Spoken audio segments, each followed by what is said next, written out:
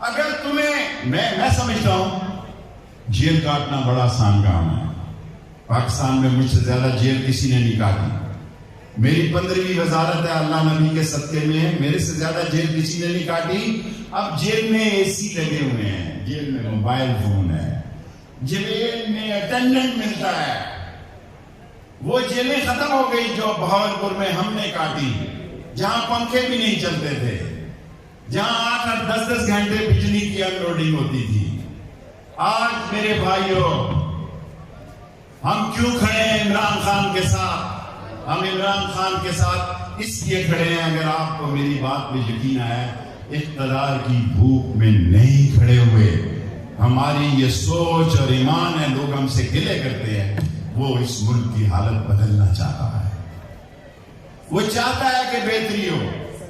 ہم یہ میڈیا, میں اس کو بھی سلام پیش کرتا ہوں. یہ پاکستان کی قوت ہے. مستقبل کی لڑائی گنوں کی بجائے میڈیا سے ہونی ہے, اور پاکستان کا میڈیا ایک طاقتور, توانا اور محب وطن میڈیا ہے. 10 تاریخ کو یو پی میں الیکشن ہے. آج مسلمان وہاں کیسے زندگی گزار رہا ہے؟ آج مسلمان بڑی معذرت کے ساتھ, آج مسلمان مظفر نگر میں, دلی میں کیا بیت رہی ہے اس پہ؟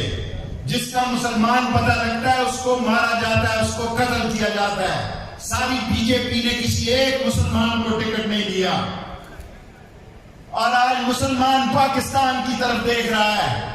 صرف کشمیر کا مسلمان نہیں دیکھ رہا. لوگوں, میں اس ٹی وی کے ذریعے کہنا چاہتا ہوں, کیونکہ انڈین ٹی وی میں بھی ان کو 2 ہی آدمی ملے ہیں, یا عمران خان یا شیخ رشید, ہمارے خلاف باتیں کرتے ہیں.